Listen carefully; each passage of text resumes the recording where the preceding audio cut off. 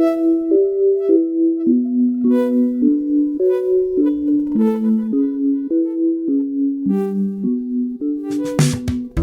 into Think Deeper, presented by Focus Press. I'm your co-host, Joe Wilkie, joined as always by my brother Jack Wilkie and Will Harab.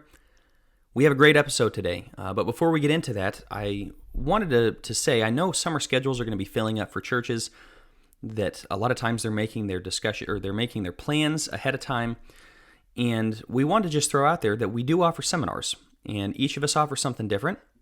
Jack does great church reset seminars. I've been to a few of them. They are fantastic, and can't recommend those highly enough for the church reset based on his book. If you have not read that, go buy that today.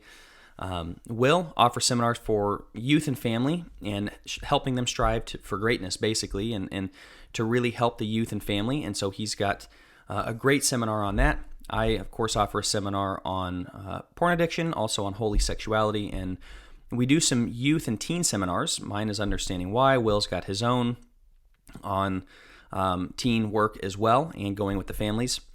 And we also offer, what we're going to start offering is a gym podcast themed seminar. And so if you're interested in that, let us know. But Godly Young Man, correct. For those that, correct. If you don't know what that is, go check it out and make sure that you hit the like button, give us a review, all of that. A positive review, that is. But we're also excited to say, this is something we've been discussing of how we would do it. We're looking to do a Think Deeper seminar where all three of us would show up. We can, if you'd like our individual talks just to hear us in our own individual pursuits, we can do that. But we're also thinking of, we could go back to some of your favorite episodes, either record an episode from there with people there, or to go back and rehash some of those things and do some Q&A and things like that. So we're pretty excited about that. If that's something that you're interested in, if your church might be interested, please let us know. Reach out to us on Facebook, the Focus Press Facebook page, the Think Deeper Facebook page. Message any of us, all three of us, on Facebook privately, or just email us. And you can find all of that on focuspress.org. But fellas, anything you'd add to that? All right. Well, we have what I would consider, as we're thinking of synonyms, to be a difficult podcast today. A little bit of a difficult podcast. Will, go ahead and introduce us. Sure. So we're talking about Christian entertainment. Entertainment choices for the Christian, I guess, would be another way to put that. And it's one of those things, the reason why it's difficult, as we're going to discover with this episode, is there's really no other way to put it other than there's a lot of gray area here. We firmly believe there are some black and white areas that we are going to hit on, but as far as the realm of, cuss words in movies, what types of movies should we avoid? Again, I think we all have our opinions. We all have our certain lines that we don't think that Christians should cross. The thing about it is, every line is different. And so let me start by saying this before I hand it off to one of these guys. In my work with young people and in my interactions with young people, and the fact that I would still consider myself a relatively young person, I have seen firsthand the dangers that worldliness can basically wreak havoc on young people. In fact, I think I've even said on this podcast before, I think one of the scariest things moving forward for the church is that young people specifically are growing more and more comfortable with worldliness, of thinking that they can be incredibly worldly, but also can then have one foot in the church. And I've made the point that should be very scary for the church, because it's giving off this idea that you can kind of be half in on God and half in on the world, which we know from James 4, we know from the words of Jesus, is simply not true. And so when we're talking about worldliness, though, at least for me, guys, I don't know about you, but when we're talking about worldliness, my mind always goes to entertainment, always goes to movies, always goes to music, TV shows, Netflix, whatever it is. And so I think this is a question that a lot of Christians have, especially you think about Christian parents who are trying to figure out what level of allowance do I give my kids as far as letting them watch certain things, watch certain shows. All their friends are talking about this show. Do I let them watch it? And so I think there are a lot of questions here. As I started talking about, the problem is it's hard to give a definitive answer on every single episode. If you came to us and said, hey, my kids are wanting to watch this show, what do you think? Depending on the show, we might be able to say, yeah, that one's probably not a good idea. But there's a lot of them that are simply gray, and we're going to get into that a little bit more later. But guys, as I hand it back off to you, Speak to a little bit more about why we believe this is so important. Again, albeit with a lot of difficulties as far as coming down hard on certain things, we're going to do the best we can. But why is this one just so important for Christians to at least consider and at least think about? You think about the posture of watching television or listening to music. You're listening to this podcast right now. It's in your headphones or coming over your car speaker or whatever. You're listening, and we're putting ideas into your head. That's we've talked before. That's not something we take lightly. In the same sense, when you sit and watch the TV, it's the same posture as Sunday when you're sitting and listening to a sermon. You are passively taking in ideas. Even movies and stories and sitcoms and children's cartoons and all that, there are ideas, there are stories, and I think that's become a big thing in recent years. Jordan Peterson and people like that. Like, here's what the archetypal stories are teaching us about, life and who we are and mankind. And I mean, there's so many ideologies behind a story. And if you don't believe that, look at a kid's movie from the 1950s, the classics of Disney or whatever, and then at the ones to today. They disciple you. They assume a worldview, and they work in that world. Movies like Turning Red and things like that Pixar put out. Some of this awful stuff that's out now, whereas you watch Bambi, and it's like, that was made by people who lived in a different world. And so those ideas we are passively taking in. And I noticed this about myself a number of years ago when I was single, lived alone, had a lot of time to myself, and so it's just, okay, what's on Netflix? What can I stream? And, you try a show here or there, and there was one that I was watching, and I look back and I'm like, why on earth was I watching that? I shouldn't have watched that. But it was one of those, most sitcoms have this, where the people on the show are dating somebody new all the time. And you start getting this lack of discontentment, or this lack of contentment in your life of like, man, everybody's out there with somebody and I'm not. And no, they're not. But this is an idea that was planted in my head by this show. And so this is the way worldliness creeps in, is it starts just showing you a way of life, a way of viewing the world, a way of thinking, and we start, again, as I said, it's passive consumption of these things, and so it puts them in our minds. It can really, and sorry, Joe, real quick, so I was just going to say, for young people specifically, it can really shape their worldview. And Jack, I think that's what you were getting at there. You think about how moldable young people's minds are. You got a 15 to 16-year-old that is letting his or her worldview be shaped by the latest Netflix show or the latest, you fill in the blank. That's where this can become a problem. Sorry, Joe, go ahead. No, you're good. I think it used to be really subtle, if you ever want to go down a rabbit trail, maybe conspiracy theory if you want to, but the subliminal messaging that Disney has had for a long time, our brains are really good, and not just adult brains, kid brains are really good at picking up those archetypal stories, picking up the themes, picking up the subliminal messages, and they're very good. They know this. The people that are creating TV shows, creating movies, they know that we will pick up on these things, but now it's so overt. I mean, I'm sure, I don't know, I didn't watch the Grammys. I absolutely saw the aftermath of what happened, and with Sam Smith dressing up as Satan. Just a horrible Basically, thing. The entire performance was a tribute to Satan, is what it seemed like. Yeah, and you take Lil Nas X, and he's, the rap artist, and all his satanic imagery that he had in a music video going a year ago. Like, they're not even trying to hide at this point. Forget the subliminal messaging. They're going right to, hey, this is what we believe, this is what it's at. And yeah, you can defend, quote unquote, defend it by saying, oh, no, it's just performance, it's not that big a deal. What messages are we allowing in our mind? And when we allow that and it's working on the subconscious, we have to take the subconscious seriously, because the subconscious a lot of times drives the consciousness. This is why we dream about certain things, because it's clearly our mind wants us to think about it, and it comes from the subconscious. All of these TV shows and movies and entertainment itself, even music, it's all really affecting the consciousness, but also the subconscious, and we need to be aware of that. And this is how worldliness creeps in, where we now all of a sudden start wanting to cuss, or we start wanting to make things overtly sexual, or whatever it may be. On the Sam Smith thing, right before we came on, we were reading a tweet by a Christian mocking the outrage of, this must be satanic because he's dressed like Satan. Okay, number one, he's dressed like Satan, surrounded by women who are barely clothed. I didn't watch the video. I saw like 2 seconds. I'm like, yeah, I'm out of here. And not only that, but the song is about adultery. I looked up the lyrics of the song because I think the song is called "Unholy." And Unholy. this Christian that guy. ought to tell you all you need to know right there. Well, okay, so this Christian guy was the one that left us a 1-star review. So shout out. I'm sure he's not listening. But he came across my Twitter feed with a tweet about, oh boy, everyone just thinks this is Satan. Like, think about where we are culturally, where in times past, this would have been unthinkable to get up there dressed like Satan and sing about adultery with, women, not unclothed women dancing all around you on national TV in front of millions of viewers. Like, this is where you get to. And you think about, again, the sitcom thing that started, even the 80s Cheers and Seinfeld in the 90s and so on and so forth, of everybody's having sex. And they just put that idea out there and it just becomes a thing.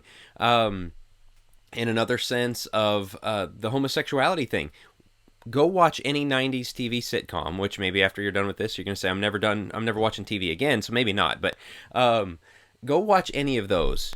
Every one of them has some reference to homosexuality where the homosexual person is the butt of the joke. They did that for a reason. That was literally planned. This is how they're going to become comfortable with us we're just your literally what they're saying are your fruity friend, and oh wow, oh no, I don't like you like that. And okay, well, now it's normalized. And you go from that to now humor gets accepted. It gets accepted, and then the foot is in the door, and now it's celebrated. And so you think, how does a culture go from thinking, like nationally, nobody wanted gay marriage in 2008 to where a few years later they want it? Conditioning. It's ideas being put in your head every time you turn on the TV at night, every time you go to the movies, every kids movie, they started putting these things in. We want to teach kids that it's normal to have trans friends and have your friend's mom or your friend has two moms. And ideas are planted through these things. And what we're seeing right now is everyone looks at the last 10 years and goes, it's gotten so bad. No, it's gotten so obvious. They don't have to hide anymore. Sure. It was subtly in there for decades, and this is how a culture gets changed, is through these media.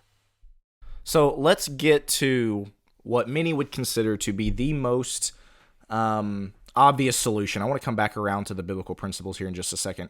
Guys, I know we're kind of jumping ahead in the outline here, but I want to go ahead and get into, because we're laying out just how truly debaucherous a lot of the entertainment industry has gotten, and we barely scratched the surface just right here, but the easiest solution, and I know personally a lot of people that would say this, is, well, let's just give up entertainment altogether. Let's smash our TVs with a baseball bat. Let's, get rid of the radio. Let's just completely avoid all entertainment.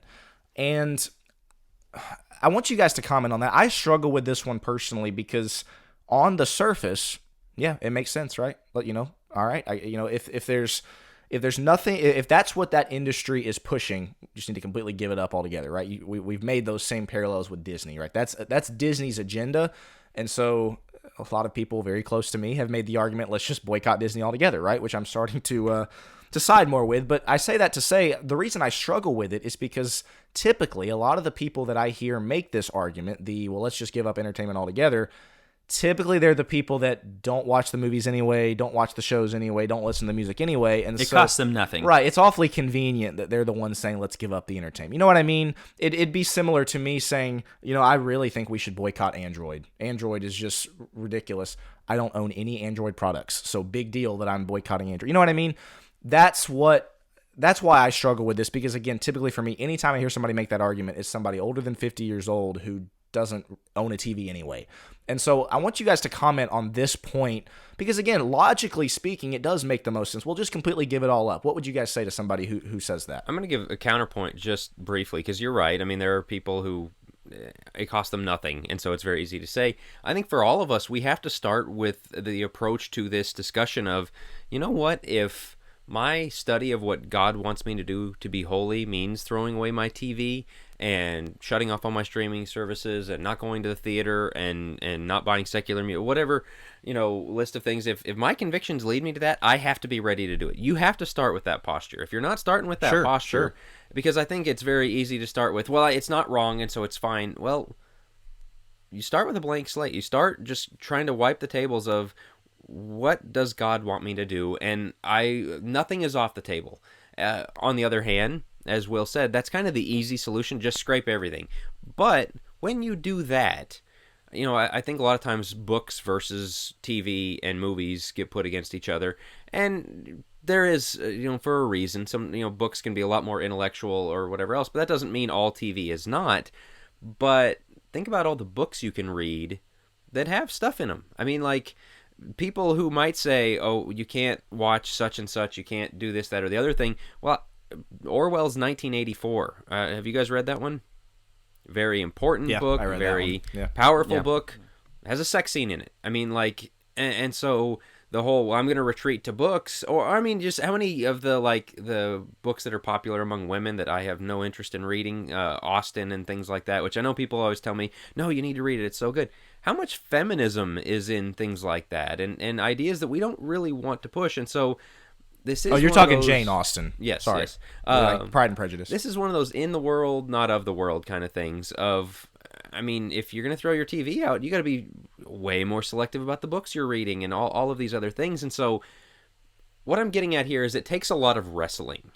It takes a lot of looking at this as objectively as we can, as scripturally as we can, and think, what does God want me to do? The easiest things to do are say, it doesn't matter, I get to do what I want, or say, I'll just throw everything else out and I don't have to think about it. But I wrote on this a few years ago on listening to foul language, coming across that. And the easiest answer is, well, just never. Well, okay, but the discussion's a little deeper than that. And the article is up on focuspress.org. But when I said we need to wrestle with this, I said everyone's line is somewhere, and there's something that I think we could agree is clearly wrong, but there's also room for debate on this. And the fact that I said there's room for debate made people really mad. And I said, okay, well, where's your line and what's your scripture to back it up? And some people's lines were all over the place, but they were mad at me for acknowledging that people's lines are all over the place. And so that's what we want to do with this episode, is kind of share our wrestles with these things and ask you to wrestle with these things of what should I observe? What should I take in? What should I not? Where should I draw the line? And it's hard. That's why we call this a difficult episode. It's very hard. And this is from an individual perspective. That's the other thing, Jack, as you're talking about it. Look, if you want to boycott everything, if you want to just throw away your TV, good for you. If that's your pursuit of holiness, as Jack's talking about, we need to have that posture. But that's an individual thing. I'm going to say this. The moment everybody I know who doesn't own a TV or who threw theirs out is a lot happier and more peaceful than everybody else I've known. And so it's one of those, like, the fruit does seem to lend toward that maybe being the conclusion, even if I'm not ready to go there myself. Maybe I should. I don't know. But as you're saying, Joe, you can't demand everybody else do that. You can't say that is exactly how it has to be. Because holiness is an individual walk with God. There are blanket things that we can all say, this is how to be holy. But I think James 4:17 comes into this a lot of the time of, hey, if you know the right thing to do, or if it violates your conscience, we get into Romans 14, which we will here in a bit, but with the idea of not binding, and I think that's where the discussion lends toward is, can we bind this? But I think it's a great choice for yourself. You just can't tell me you need to throw away your TV, otherwise you don't love God. Okay, hold on. So as we wrestle with some of these, and we have a lot of objective and subjective things to get through in our outline, these are the main principles we're taking. That's why we're laying it out at the beginning, that there is some gray here. We are not coming down as this is gospel truth. This is our study. This is our wrestling, as Jack mentioned, but it's also an individual side. So we're not going to be blanket statement, on a lot of these things. Some things we are, and we'll get into the objective, but we also know from the entertainment side, and going to your point, Will, of all of us giving up entertainment, the Apostle Paul was very familiar seemingly with Greek plays or Roman plays, and he was also familiar with the games, with athleticism, which they did naked. So Paul was quite familiar. He had an opportunity to tell people, don't even think about going to those things, and he didn't. The same way we kind of make the discussion of soldiers. John the Baptist had an opportunity to tell him, don't be a soldier, if that really was the key. Like, he wrestled with these things. He had an opportunity. He didn't say those things. And so Paul doesn't seem to be against entertainment. But he does give us some principles. And that's where we want to bring in the biblical principles here, which we immediately go to Psalm 101, verse 3. I will set no worthless things before my eyes, which I can read it out. He starts off verse 1, I will sing loving kindness and justice to you, O Lord. I will sing praises, right? We want to put our mind on God. I will give heed to the blameless way. When will you come to me? I will walk within my house in the integrity of my heart. Verse 3 here. I will set no worthless thing before my eyes. I hate the work of those who fall away. It shall not fasten its grip on me. A perverse heart shall depart from me. I will know no evil. So we want to bring that into the discussion as well. From a biblical principle, do we really want to set worthless things before our eyes? Now we have to wrestle with what is worthless. What is, that's subjective as to how you define worthless. There are things that are clearly, there are things that aren't. We see Psalm chapter 1 going, obviously, to the very beginning of Psalms with David there, talking about don't stay in the path of sinners, sit in the seat of scoffers, or don't walk in the path of, now I'm butchering this. Stand in the paths of sinners, sits in the seat of the scornful. It starts walk, stand, sit is the progression, but I can't remember the specific, and it's different translations use different words. Either way, we want to make sure that we're avoiding that as much as possible because it is worthless. And he talks about it being chaff that the wind will drive away, right? There are worthless things there. And then the last one, of course, is Philippians 4, verse 8. This is the one that you're probably going to hear most often in terms of biblical principles. Finally, brethren, whatever is true, whatever is honorable, whatever is right, whatever is pure, whatever is lovely, whatever is good repute, if there's any excellence and if anything worthy of praise, dwell on these things. Right before it in verse 7, it says, the peace of God will surpass all comprehension. Guard your hearts and your minds in Christ Jesus. So we're to dwell on great things. The peace of God is to guard our hearts. These are the biblical principles we do want to live by. Fellas, anything you would add to that side with the biblical principles? Yeah, one of the things that I would add, and this is going to be very obvious, but I think a lot of Christians need to hear this message, and that is when we're talking about there's a lot of gray area here. One of the areas that to me is not gray whatsoever, and specifically referring to Philippians 4 verse 8, is that if your time spent ingesting entertainment outweighs the time you spend in spending time with God and spending time in His Word, I think we can pretty safely say that that's something that you need to take a closer look at.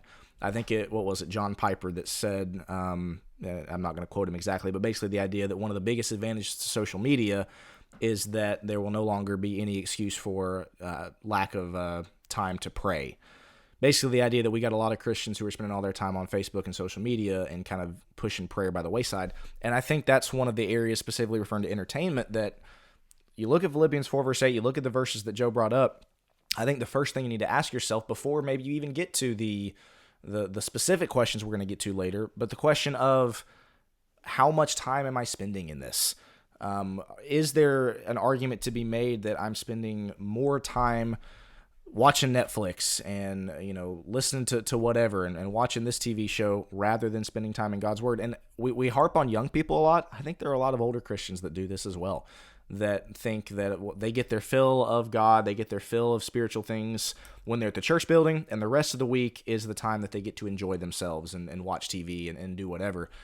That's something you need to take a closer look at. Again, if you're spending 10, 12, 15, 20 hours a week on Netflix and whatever, again, fill in the blank, but you're spending 2 hours a week in God's Word and 30 minutes a week in prayer, that's probably something we can safely say is not in the realm of gray. That is a black and white area.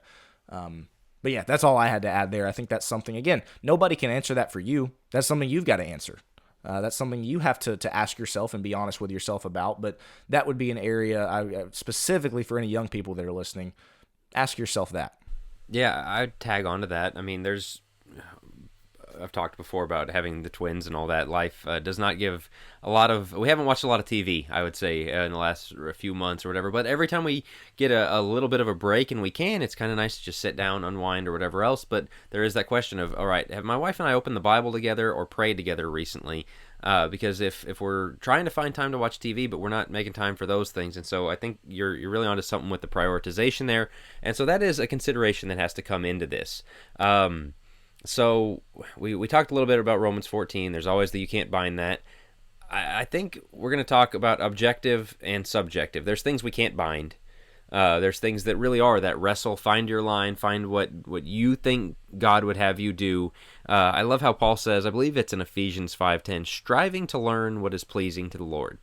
We want to be holy. We want to do what is right. We want to dwell on positive things. Philippians 4, of that list that's given there. And so there's a usefulness to that.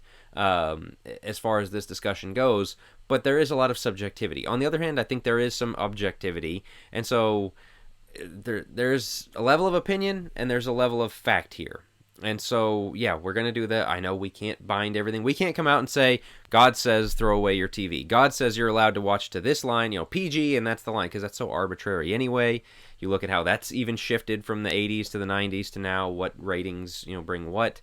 And so we can't do that. We acknowledge that, but still thinking about these things. And that's, again, think deeper. That's the idea. That's why we're here. And so... are you guys ready to get into the objective, subjective, and then recommendations? Yeah, let's do it. All right.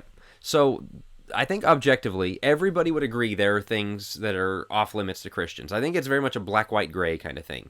There's things that are fine. There's things that are not fine. And then the debate is, and I think it's one of those that the white area of things that are objectively fine is pretty small, but there is. I mean, like, I'm trying to think. Toy Story. I mean, you watch Toy Story, pretty hard to find. I mean, anybody can nitpick anything. Oh, well, it's a single mother.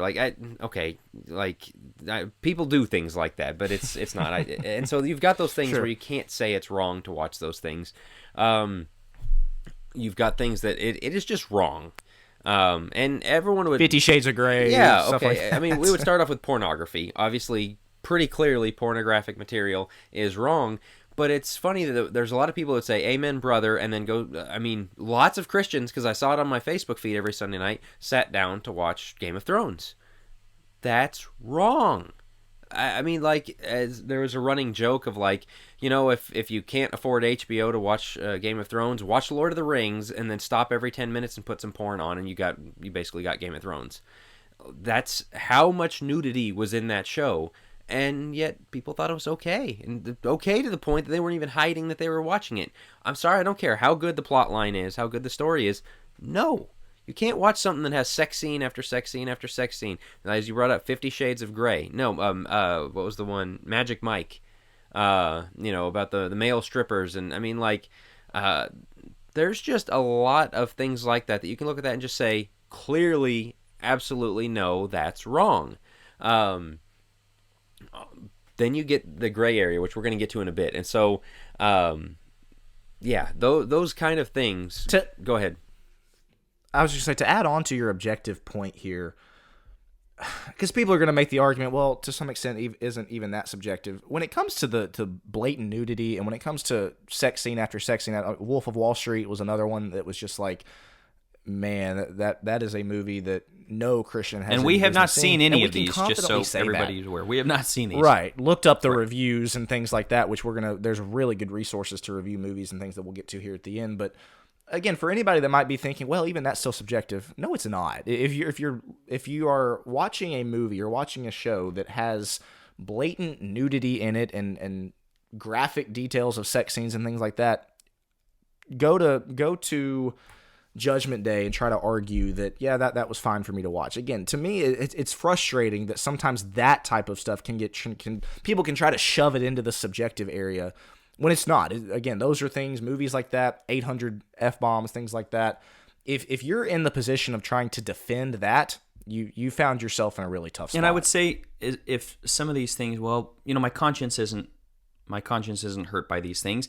Oh, I've run across it so much that it's, not that big a deal. And we'll get into this. Some of this goes into the subjective. But for things like that, Job 31:1, I made a covenant with my eyes. How then can I gaze upon a virgin?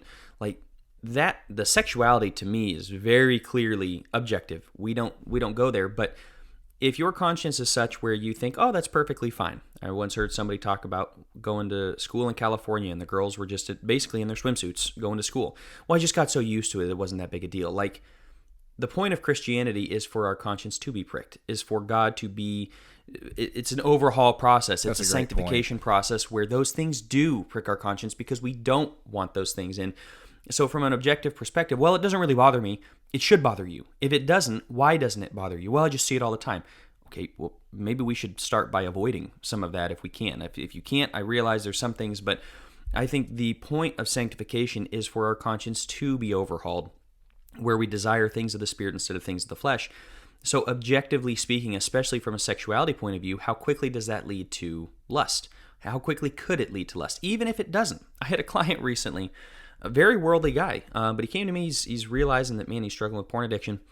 So he's been clean, I think 6 months clean. I mean, I'm proud of him. He's doing a great job. And he sat down and watched a movie. I don't know what movie it was, but he watched a movie with his girlfriend. And apparently there's graphic nudity. And he was really like disturbed by it. And it was like, I've always seen these things. I just never thought it was a big deal. Now that he's out of the porn world, all of a sudden it's really affecting him. And he's realizing that had a bigger effect on me than I thought it did.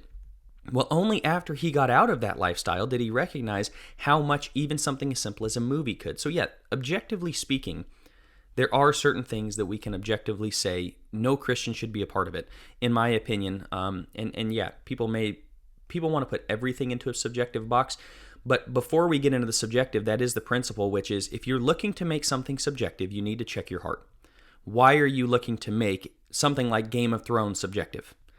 Is it because it's stepping on your toes a little bit to hear that is a no-go, or what? I mean, yeah, there are certainly subjective things. We're transitioning into that. But I think the question of why are we trying to make it subjective needs to come in. So as we transition, fellas, anything else on objective? As we transition into the subjective, that's our overarching theme, which is I want to make sure our heart is right. If our conscience is pricked enough to say this isn't good, I think subjectively even we need to. It's James 4:17. We need to steer away. It's a lot of conscience things in the Bible of it may not be objectively wrong, but we want to steer toward holiness and not. So if we're looking for passes or excuses, that's not really what this is about. But there are some difficult things, and the first I'm going to take, and then I'm going to pass it, Jack, to you. How much is too much, and how far is too far? This is the subjective. How much cussing, let's say, how much language is too much language? I grew up playing hockey. I was hearing F-bombs and hearing all sorts of things that I really didn't want to hear, like dozens and dozens every time I went to play, because that's just the way they talked. I even asked them, and they knew, Joe doesn't cuss. I never did any of the cussing, and they knew that about me, and some, refrained from cussing, which I really appreciated. But how much is too much? When we sit down, like, okay, I'm going to go watch a movie that has 5 cuss words in it. I hear that in the first 3 minutes of being at hockey. So can I subjectively say that's not too much for me to handle? I haven't gone too far into that. Fellas, Jack, I'll turn it over to you because it looked like you had a thought, but I also want you to comment on that. Well, the hard part about the objective subjective is the easiest thing in the world is to make it the things that you guys are into that we think go too far. Those are objectively wrong. But when the ones I like, there's some nuance here. Right.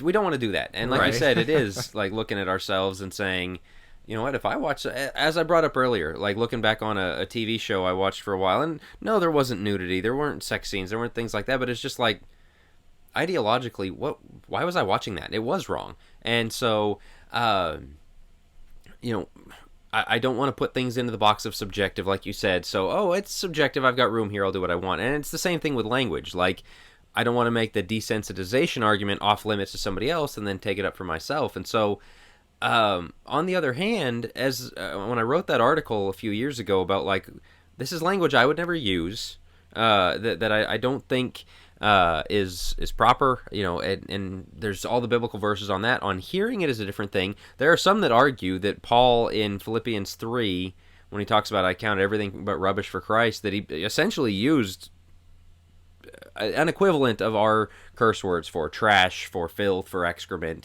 for things like that. And there is, as when I studied that article, there is a case to be made that he was using, we call it strong language for a reason, it is above average. It puts a little extra weight on it.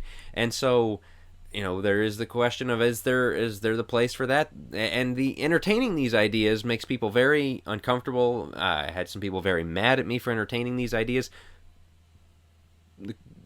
Okay, the question is whether it's right or wrong. The question is, what is the biblical teaching on this, not what am I comfortable with? And so, how much... there's a context to it, I think. You mentioned Wolf of Wall Street. I think Uncut Gems was another one that was like an Oscar winner of some kind a couple of years ago. And when you look at the reviews, it said like 500, 600... 800 to 900. Oh, I think it was over 800. Both of them. 8 or 900. Okay. I mean, like, Yeah, that's a lot. Now, a movie where somebody, I don't know. I mean, like, it's one of those where it feels like you're justifying it by saying, well, I can accept one, or I can, like you said, Joe, of, well, I'm around people all day in the workplace and I hear it 80 times, and if I watch a movie that has two softer curse words in it, then, like, what? I don't know. But like you Again, said, I don't want to to make These are the struggles. right. I don't want to make Yeah. the sensitization, because I just bashed the sensitization side of it. Of, well, we should be having our conscience more clear. But I do think Well, there is something hang on, different guys. between I cussing do- and the sexual. Sorry, Will, go. That's exactly what I was going to say. I don't think we can equate hearing language and watching a sex scene or viewing That's nudity. true. I agree. You know, somebody's gonna make the argument, oh, well, it's all sin in God's eyes. Okay, sure, yes, I'll give you that. Lust, looking at a naked woman or watching a sex scene, to me, you can't say that's the same thing as hearing a 4-letter word. Saying it and you watching it, maybe sure you can make that argument, but I don't want us to make that equation. I think sometimes we can be tempted to throw everything into the same category. Oh, well, it's all bad. Sure, but there's levels to this. Again, I don't think you can make the argument that those things are the same, because Joe, you brought that up about you in hockey. I was the same thing with a job that I had a few years ago. Goodness, I probably heard between 200 and 300 cuss words a day. Like, it was natural. I was never tempted to cuss. I never did cuss. Same as you. I had people that I had one guy one time look at me and go, "Will, why don't you cuss?" He was just that's all we heard in our atmosphere with the people that worked for us and things, and so they were just shocked. And it was one of those things that was kind of cool, because I would have people that would cuss and then look, "Oh, so sorry," that they knew that was similar to you, Joe.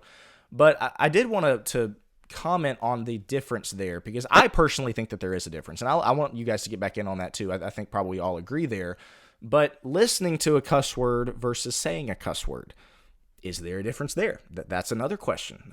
So comment on that for just a second. I think we can confidently say that the sexuality, the stuff we've already hit, that falls into the more objective category, and I think it's irresponsible to equate viewing and watching those things with hearing a cuss I think word. the principle of inciting or inviting sin stands here. For instance, when I hear a cuss word, does that invite me to sin? Does that incite me towards sinning? No, not really. It just doesn't. I'm not tempted to use that language. I understand they're using it for a reason. Sometimes it's gratuitous. I think the gratuitous just gets ridiculous, and there were so many problems with Uncut Gems. And it's one of those, as you're reading the Christian review, it's like, I'm just going to stop here. I don't need the rest even in my mind in reading, because it's just so bad. However, with lust, that very much is inciting me to sin and inviting me to sin, to lust. Well, and the perfect evidence of this is that if you have a job where there's a lot of cussing around you, should you get a different job? Maybe, but nobody's going to tell you that. If you've got a job where you're around a bunch of naked women all day, you should probably go get a different job, right? And that would be something that everybody would be confident in telling you. So that in and of itself evidences the difference. What I struggle with is violence, because just because I watch... Right, that's kind of the third area. I want to transition into that, because that's the other one, is you consider any Christian review or what people are talking. Hang on. There's something we didn't get at on the foul language thing that adds to this is more subjective than you think. Number one, there's not really Bible verses directly about hearing foul language, like as such. Number two, when we say it, we kind of know what we're talking about, and we know which words are definitely on the list, but what all words are on the list are very subjective from house to house. We had things growing up that, like, we were not allowed to say that our friends were. But then other things that my mom and dad just didn't care about, that our friends were like, you're allowed to say that? And so, like, that... what things I will accept hearing and which ones I won't. Because, again, I go back to, well, let's just shut off our TVs and open up our books. A lot of the books you're going to read have this stuff in it. And I'm not just talking about recent books, but I mean, like, there's... And so your list of what words are good words and bad words, or acceptable and unacceptable, is subjective. Again, I think there's black, white, gray on that as well. Of, like, this is really bad, this isn't debatable, this is fine. And so all I'm getting at is there's a little more subjectivity on here that we want there to be, and that is our legalistic heart saying, just give me the list, God, give me the list of words, give me when I'm allowed to hear them, when I'm not allowed to hear them. That's not where spiritual maturity comes from. Spiritual maturity comes from wrestling and saying, what would God have me do? What is God okay with? What is he left to us, and what is he not? And man, it again. I'm just saying it's harder. People want it to be an open and shut case, and when I would start talking with people, especially when I wrote that article, it just wasn't. Even I could get them all arguing with each other because there's so many different lines of, man. Again, listening to this podcast, I'm sure is probably pretty frustrating because getting on here and hearing, well, it's up to you, it's subjective, it's difficult, yeah, probably not real helpful, but that's kind of the point. And for parents, what do I do with my kids, right? Look, if you have a 13-year-old and he's hanging out with some 15, 16-year-olds, they think they're cool and they're cussing. A lot of times the 13-year-old falls in line and he starts saying some cuss words. You go, what in the world? Why is that? Where did this come from? Get him away from those friends. Well, why? He should be able to handle it. Look, he's not mature enough to hear that and to not let that invite him towards sin. Now, me at 28 years old can hear some cussing from people and realize they're being idiots and that we don't need to. I'm not going to use that. The 13-year-old may not be ready for that. Peer pressure, everything else. You have to know from an individual perspective, not just your own, but know from an individual perspective your kid's situation and whether they should be going to that Marvel film, which right now they're Disney. I'm boycotting Disney. I wouldn't take them to any Marvel film. But like if you're taking them to a film, around. No, I was look, it only got worse. We did our boycott video, and within a week, it's like, oh my word. They just keep going from bad to worse. There's something. What I just heard is Jack won. Jack won the conversation. I'm referring to a YouTube video we did last year. There's a first time for everything. Well, exactly. I'm taking what I can get. It's less you and more Disney that YouTube digging. video is up on our Focus Press YouTube channel if anyone's interested about boycotting the mouse. I think we called it. Exactly. And yeah, I came because Disney kept digging the hole deeper. But you need to understand what your kid is able to hear. Do not be taking a 9-year-old to a film with, a bunch of cussing. Why? Because they're not able to hear it. And again, I think it incites them or invites them. I don't know. I keep going back and forth with those words because inviting isn't quite it. Inciting, I don't know. Either way, it draws them toward the possibility of them using that language because they're not old enough and mature enough to really understand it. I want to shift into, though, the violence side of it because I think we can draw a hard line on the sexuality. That's not okay. We draw a softer line on the cussing. We know it's not okay to use it, but it's also where in hearing it, it's difficult to know. Fellas, what are your thoughts on violence? I'll share a quick 20-second spiel. Violence for me is very difficult. I get squeamish for particular like sword violence. Even going back to, you can watch cleaned up versions of movies, Braveheart, whatever it is. The Patriot. I just can't. I'm not a big violence guy. I have a tough time with it. Not because I want to go kill somebody and stab somebody with a sword after. It's not inviting me to sin as much as I don't want to put that in front of my eyes. But that's once again, personal for me. What are your thoughts? I have some thoughts, but Will, why don't you take a stab at it? Sorry. Oh, my word. Yeah. Good one. Wow. Anyways, this is one of those, I always hate bringing this point up because it sounds so ridiculous, I guess, but specifically with the violence and even with the sexual content. You ever read the Bible? You ever read the Old Testament? That is true. You ever read the scene in where they're cutting up the woman into bits and pieces and sending her? And I know it's different than watching it. I get it. But the argument that, well, you shouldn't have any of it in your mind. There's a lot of violence in the Bible. I'll isolate to the violence question because we've already kind of hit the sexuality thing. There's a lot of violence in the Bible. And so I know that might sound like a weird argument to make, but for the person that is going to stand up and say, you should not have your mind or look at any kind of violent movie, violent anything.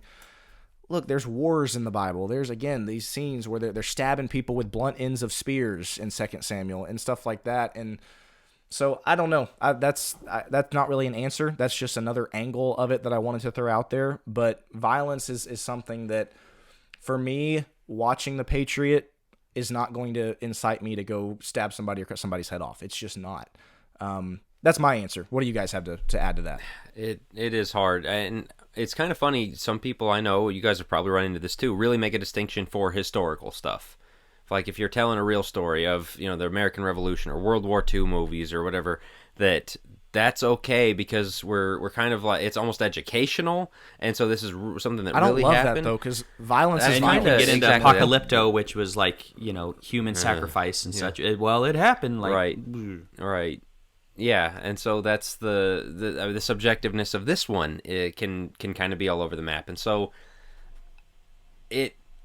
I know there's kind of because we talked about horror movies and we talked about Halloween, right? And I mean, just somebody going around a serial killer kind of thing, like, man, that's this is not dwelling on things that are good or noble or whatever else, but on the other hand, as you brought up, Will, Old Testament stuff, especially, good guy, bad guy, cowboy, the shootout, at high noon kind of stuff. Like, is this, man? It's with all this, you wish there was a rule. You wish there was don't put this in your mind, but these stories tell us things, and that's what we talked about at the start with the archetype thing. We learn from things, and I think as we talk about the subjectivity of all this, it leads to the bigger question that a lot of people ask, and I think this really comes from the total boycott people: is why do you need it? If you're having to wrestle with all this stuff, why, and if you're trying to be pleasing to God, what argument is there to even be made for a movie? What argument is there to be made for watching something that might have a word or two in it, or somebody getting killed in it, or whatever else? Like, that's the argument that they come at with it, and I can see why it's a compelling argument. I have my answer to that, but why don't you guys pontificate a bit on that? Entertainment is as old as time, in my opinion. I don't think, in my opinion, I don't think entertainment was directly in contrast to God or in defiance of God. I think God intended us to enjoy our time on earth. And how do I know that? Because he gave us eyes to see amazing things. He gave people senses of humor. He gave us the ability to write. I think he gave us language for that reason, for us to be able to use it for the entertaining purposes. God clearly has a sense of humor. He created things like platypus and such. I mean, God is I think in a way, yes, he's a terrifying and awesome God, but he's also got a sense of humor that I think is okay to bring. Well, what is that? There's an entertainment value there. There is the Bible and the way that they construct stories. There's an entertainment value there, whether you want it to be or not. Read Daniel, Meshach, or read Daniel with Shadrach, Meshach, and Abednego. That's a riveting story. Read Esther. That's a riveting story. And they also had plays. The Jews had plays going back, the Israelites, and still do, from my understanding, around certain feast days and such, where they would reenact certain things.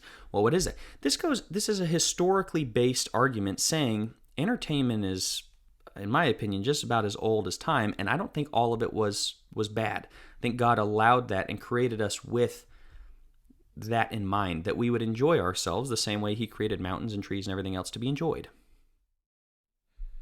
Right, and I don't want to say too much on that because I think that's a good way to sum it up, in the sense that I think the people that say throw your TV out the window and get rid of everything are basically making the argument that entertainment's wrong, when it's not.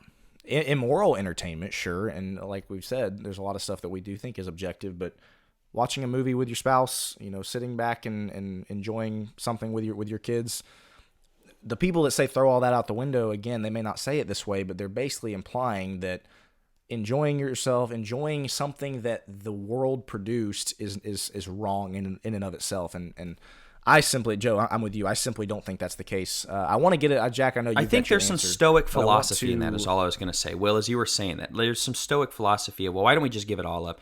And Stoicism, I think, is part Gnosticism. I think it creeps into the church, and we can start pushing. That's what the Greek Stoics did. It's just, let's just back out of society. That's what the monks did. I'm not saying that. I don't think that's better.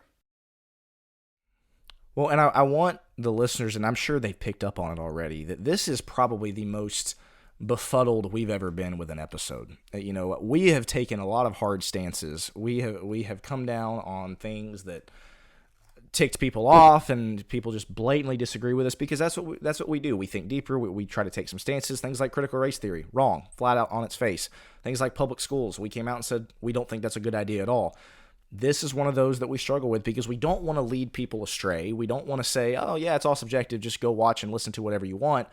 But we also think the other side is bad too. And so, again, I'm sure our listeners have picked up on just how difficult of an episode this is.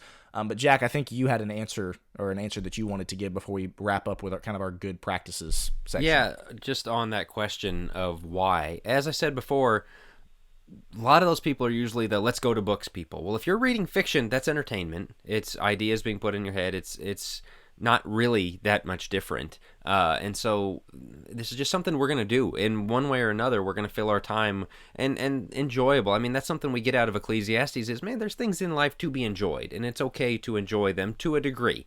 There's certain things you shouldn't enjoy. That's fine. But, and this is to the Romans 14 point as well of, you know what, your fellow Christian might look at something and think, I'm allowed to enjoy that, and you look at it and say, I'm not.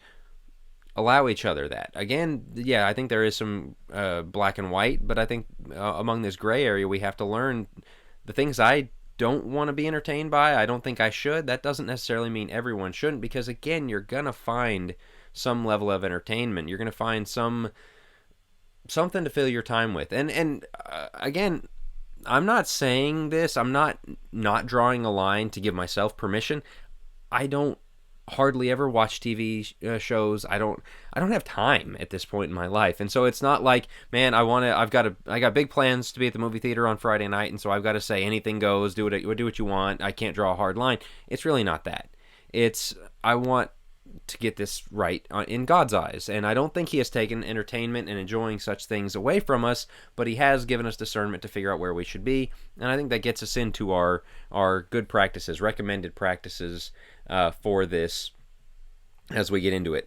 We've got a few of them here. We've mentioned one a couple times, pluggedin.com. It's done by Focus on the Family, who is not associated with Focus Press, but a Christian-ish organization out of, I say Christian-ish because they are denominational, but you get the idea, out of Colorado Springs. And something I don't understand is they send somebody to every movie that comes out to post a review. I could not take that job, but even the awful I think ones. some are those just things let's we avoid it. mentioned, the 800 cuss words in a movie. One of them had to sit there and make tally marks of how many times the F word was used in those movies. I couldn't take that job, but somebody does. And it's a useful thing. I was just gonna say another site is kidsinmind.com that has like a number rating from 1 to 10 on sex and nudity, violence and gore, and then language. I'll say real quick, the reason I'll give a plug for Plugged In.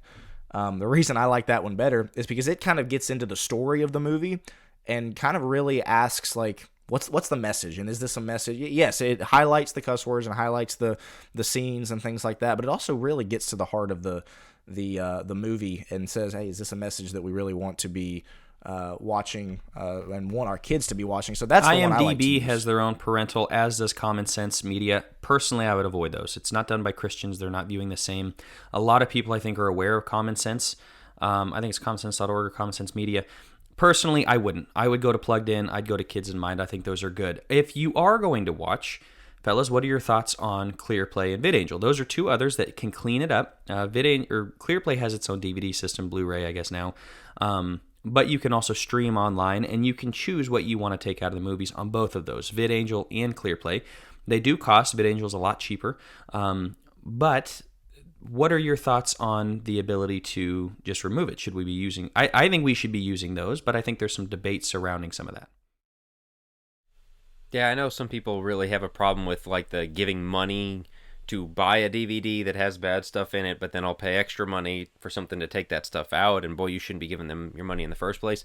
I get that. I also understand the idea of this becomes a perfectly, good story. Things that, like, again, some of these historical things, like, man, that's a really good movie that our parents had things like that. If I want you to watch this because of the history behind it and it helps you understand this, but no, not this part, and so we'll take that out. There's a usefulness to that. I get that. And so that is another thing I think up for personal debate is if you feel comfortable with that, giving the money and then having the bad taken out versus, you know what, I don't want to be associated with it at all. And I can see both sides I would of also that. say there's some movies that just aren't worth it, and it goes to the point of the movie. Wolf of Wall Street, first off, it's going to be a 15-minute movie if you cut out all the bad stuff from my understanding of it. Second off, consider the tone and the point of the movie. Do we really need to have our kids, or should we really be watching things that are about cheating people and everything else, which I think is the point of it? Drug addicts, financial scams. Yeah, all exactly. that I mean, stuff, and yeah. not great. So something to consider as well is, yeah, you can cut it out. You can cut out the bad stuff. Should you? Is that something you should be engaging in? the next thing, good practices, we're talking, check out Plugged In, check out ClearPlay, VidAngel. I would say the next one is, look, study this with an open heart. As we said, this is an individual thing. You may be very tempted to, write us something and say, how could you, push some of these things? Study it. That's all we're asking for. That's what we're looking to do. That's what we have done. We're trying to study this with an open heart to determine what is going to make us holy. Can I watch this and not be taken away from God? Study that for yourself and see where you fall on that, but study with an open heart. You can go in and, well, I already know this is wrong. Hold on. See what you find. I think you'll be a little bit surprised if you go to find something like listening to cussing. You may take a hardline stance on that, and that's okay, but go study that with an open heart, see what you find. You might be surprised by some of those things. The other thing I would say as far as a good practice would be, when possible, direct yourself to, I guess, more Christian-based entertainment options. Obviously, I'm not saying that's all you can watch, but shows like The Chosen. Haven't personally watched it, but I've heard it's entertaining, but it's also got, it's based on Jesus and the disciples, and so that's a very healthy show to watch. There's movies that, granted, yes, they're made by denominational people, but they got Christian messages. Movies like Courageous and Fireproof and things like that. Those are always great options. Again, it's not to say that those are the only movies you can watch, but if you're gathering around for a family movie night and you're debating between, what's the latest Hollywood movie that's come out, maybe go with one of the ones that has a better message. Again, not every time, maybe, but these are things this is where I think Philippians 4:8 comes into play. What are we setting our mind on? What are the messages of the movies? And there's a lot of movies that Hollywood has produced I really, really like. There's also a lot of movies that Hollywood has produced that our kids and ourselves really don't have any business ingesting the message. Again, forget the content. What's the heart of the movie? What's the message of the movie? And there's a lot of good options out there. Pure Flix that has put out some movies like that. So that would be another thing that I would consider. I would say something I watched in high school and in preaching school came back around was Francis Schaeffer's How Should We Then Live video series. And I think it's available for free on YouTube. I might have mentioned it before. It's really incredible. It's from the 70s, and so it's not getting into some of this stuff as much, but it shows how art and practices and way of life and politics, like all of the things of real life, reflect the philosophy of the age. And, hey, in this painting, notice how big this person is, and like this era of painting, look at these features that they accentuated. And the philosophers of this time were also big on these things, and it comes out in the art of the people.